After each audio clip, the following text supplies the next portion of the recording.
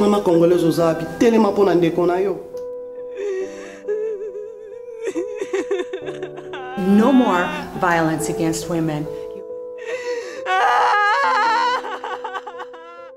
Bonjour à tous, nous sommes à Rome en Italie, pour ne pas dire au Vatican, où nous rencontrons des braves dames qui sont venues. Elles s'appellent des Sheroes. C'est des Américaines. Alors Sheroes, c'est un peu le féminin des héros, parce que c'est des héroïnes, comme on dit en français. Et elles se sont mises avec les dames de UCP. UCP, c'est le parti de Christian Malanga, pour mettre par terre ces fléaux qu'est le viol en République démocratique du Congo. Alors, nous retrouvons quelques Sheroes en provenance des États-Unis et quelques UCP women en provenance de certains pays européens, notamment la Belgique, la Grande-Bretagne et l'Allemagne.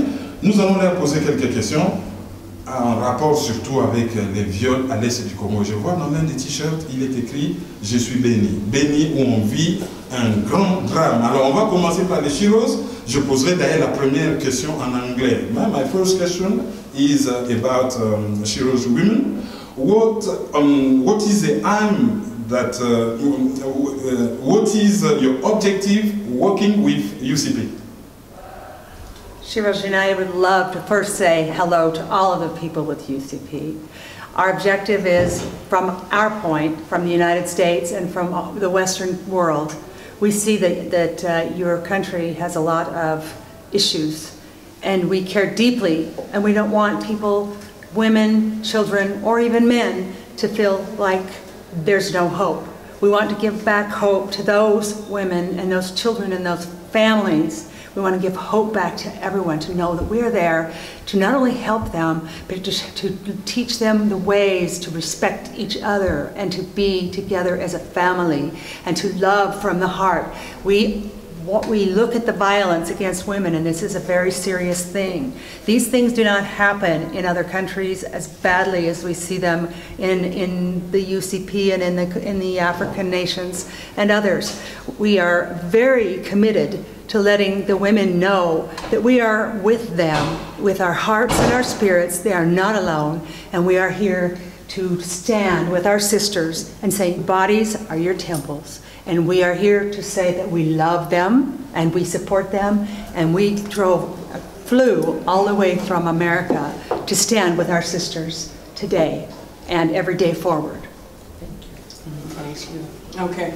Bato a Sheroes balobi karake bapesi binombo tenanu liboso objective na bango ezali ke boyeba bozali bino mokote ke Amerique yoki bino basi ya monde ba yoki bino problème o etali Congo ezaka problème ba Congolais eza problème mondial yango na bango balingi bazala wako ba la kisabiso nenga ko mi respecter basi na mibali tozana besoin ya basi mobile na moi si bazana besoin each other Bazan ensemble. Yeah, bazan ensemble quoi. Et puis que bayoki kolela na biso basi ya ba Congolais yango wana penza balingi bazwango bala kisabiso ke bayoki balingi biso to lingana po problème etali Congo ezaka problème ba Congolais eza problème mondial yango wana bango bazotele mana UCP pour ba aider ko sauver problème etali moki.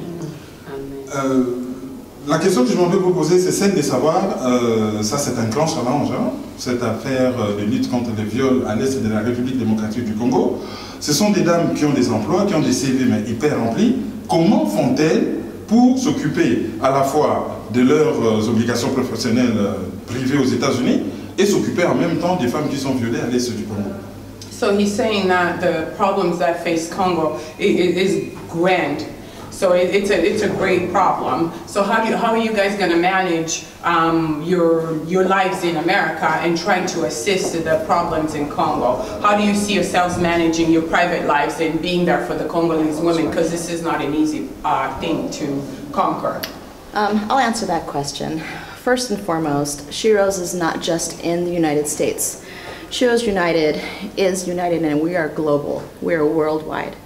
Not only do we work with people here in the United States for the same issues of preventing crime and victimization and rape and abuse to our families and children, but we take that to other countries. So we're not only doing it here in our states, but we have outreaching, networking resources that we're going to be putting in the Congo, in Kenya, in surrounding countries, in other areas that believe and that are passionate about this issue. We have so many people that have boots on the grounds that are passionate about this, that are survivors, that have experienced the same types of pillaging and war and crime and rape and those atrocities that God would never want to happen to his children.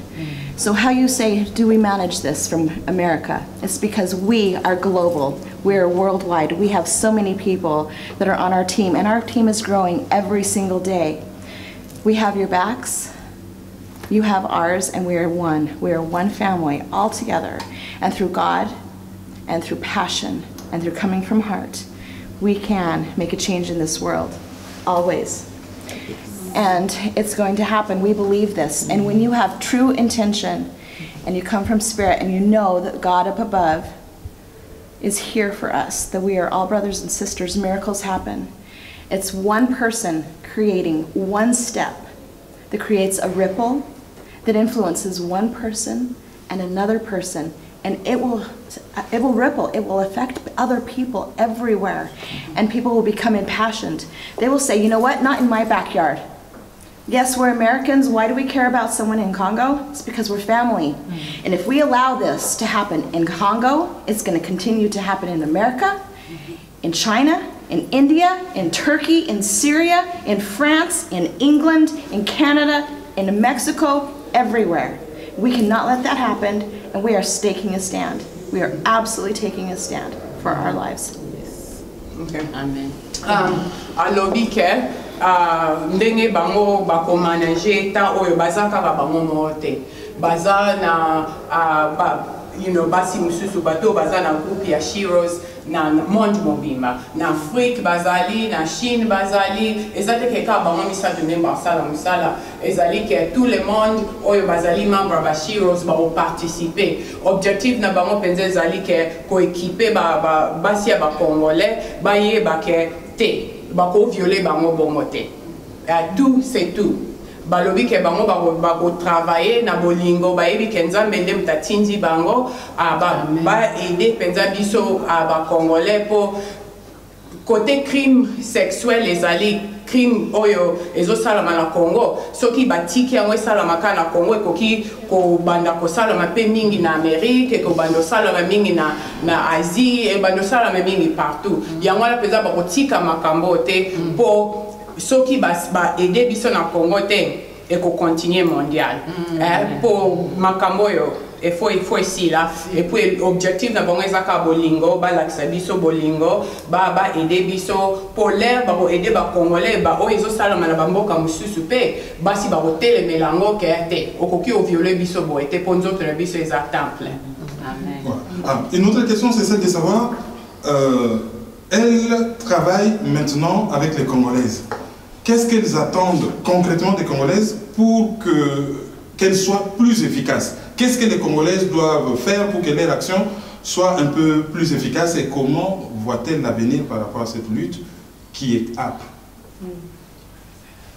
Okay, so he's asking, saying that what is it that you guys are seeking from Congolese people, like the women, so that this could move forward, so that this could be effective?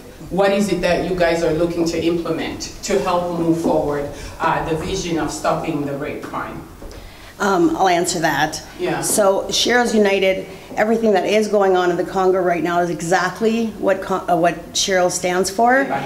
Lobango na motema lobango na maloba ezate ke o violer ba mama wana ezopesa yo pouvoir te ezolakisa bomoto na yo te alobi ke bango balingi ba aider biso ba congolais to mi aider po soki biso to telemika biso moko moi progrès ekozala mingi te bango balingi ka baya na équipement pour équiper biso po biso to silisa ba problème eza na mboka na biso.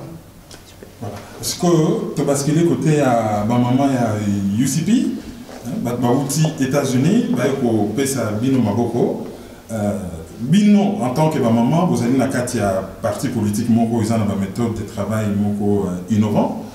Likambo ya viol na kati ya activité politique na bino et qui kokota ndenge nini. Est-ce que zali côté na bino ya ki maman mutu sala ki que vous décidez malgré que vous militez na kati ya UCP et ça l'appelle la priorité na bino pour lutter contre la viol des osama na Congo. Na lobby boy. Au moins ceux qui battent Maman Kabengela uti Londres. Maman Kabengela nazali Maman Kabengela na uti Londres. Donc pour na makambo oyo ezali koleka na mboka na biso ezali mawa mingi. Ceux qui battent mususu ya libanda d'abord bayoki yango bayoki pasi baye. Bongo biso moko bakolo likambo. Tolalaka te, tomelaka te. Na yango toyaki na bamboka oyo toye kovanda pona koluka mayele na makanisi ya malamu na koyoko oyo nyonso ezokoleka na mboka tolobi ke toza kotia yango stop tolembi to stoppe yango siko tolingi to stoppe yango na yango tolingi tozonga siko na mboka tokende kotia makambo nyonso tu en pratique to libere bandeko na biso nyonso bazali kozala violé parce que tomoni ke ezali arme moko ya munene ekoteli biso sikoyo na mboka po balinga sikoyo ko profiter na sima na yango bayiba pe na mboka na biso mais biso moko bakolo mboka tobimaki tozwi mayele oyo tozwi tozoya kozonga nango.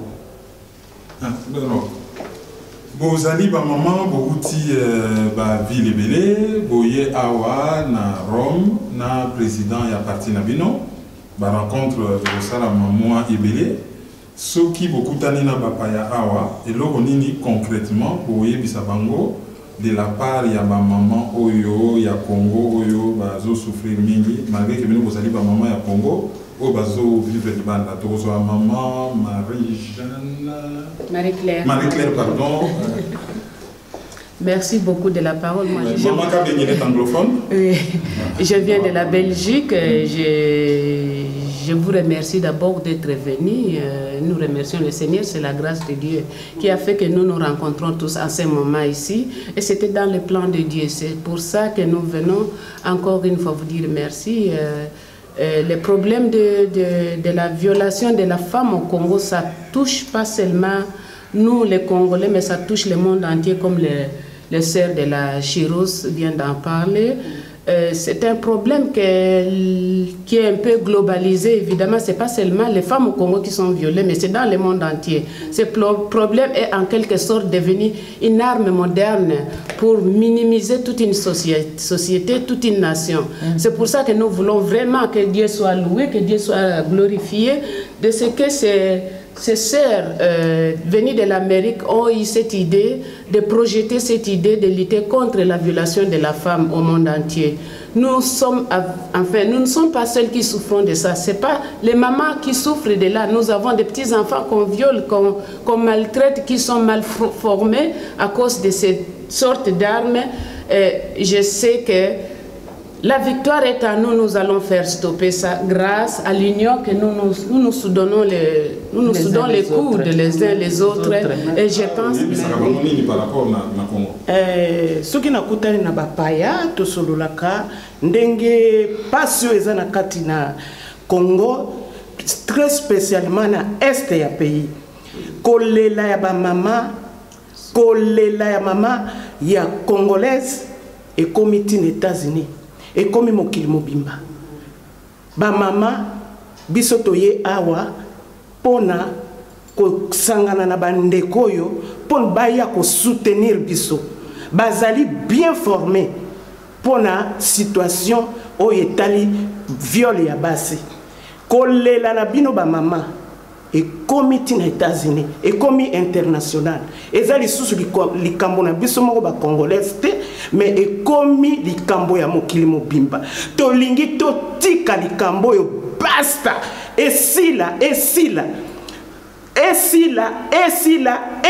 stop yango na ba mama oyo ba yepoto sangana ezali kaka ba mama isepite ba mama boye belé boye ezali kambo ya biso nyoso mwana ya 4 ans mwana ya 2 ans mwana ya 1 année baza ko violer mama biso dignité na biso esili tozongisa dignité na biso ba mama yango wana oyo ngai nalobelaka bapaya bandeko mokili mobimba yango wana. Amen. Alors, tu as vu que les Cambodgiens viol, tu as vu un peu plus jeune, côté à la congolaise. Généralement, ce que vous allez dire, moi si au Lingui, au Sakana, au Sepela, bien que vous avez la responsabilité familiale, vous allez marier, bazo violé na Congo, vous allez concentrer au tiki bana, au tiki famille. Au bimi oye pona o lobela likambo na motivation na yo elo nini vraiment à part bon moto na yo hein vous allez moi ce que supporter tu pas violer moi si mususu mais motivation elo nini pende sala ki tilt pona yo o telemela likambo na et tango tozo lobela viol na Congo tozo lobela bana basi bilenge basi na ba maman OK oui likambo ya mama congolaise papa paseleki sur au moins na minute on est ma colonna Rome. Pour maman congolaise à l'élit trop. Balobi n'a pas éduqué une femme, c'est ça qu'on éduqué toute la nation. Amen. Mais maman congolaise à l'élit, to lembi. Dans ça là-bas, on a botami en Europe, mais bah ebi likambo. Il y a maman congolaise. Si on moni biso to télémi à la maman oyo, parce que trop c'est trop. To so sa maman na biso ya beni kolela na bino comme na suka. To kotika te. So ke silité to kotika te. Tozana misala totiki tozana bana totiki bango toyati awa to simba na main dans la main poto telema na président na biso Christian Malanga to solola na ba mama o tozana bango ba mama ba aux États-Unis pour économiser comme monde entier ti ezo toucher bango mama congolaise oza wapi telema pour na peuple na yo mama nanga oti koloba bazo violer ba bébé bana 4 ans bana 10 ans papa même ba koko. Aux la grand-mère, nous n'avons pas violé papa. Devant même les enfants. Pas quoi que violer maman devant bananae. Réputation na bisoza pi maman. Honneur na bisoza pi. On a l'enfant na ndak na zolia. Bandi ko nanga bazo violer bango. Mais non. Maman congolaise oza pi telema pona ndeko na yo. Ba maman boya to telema. Mais dans la main. Et au sala biso malamu. Likamba Congo et combien partout dans le monde entier papa. En tout cas, Nzambe, ata la biso likambo pe to telemi, po Nzamba pesi biso makasi, to telemi po na likambo stop.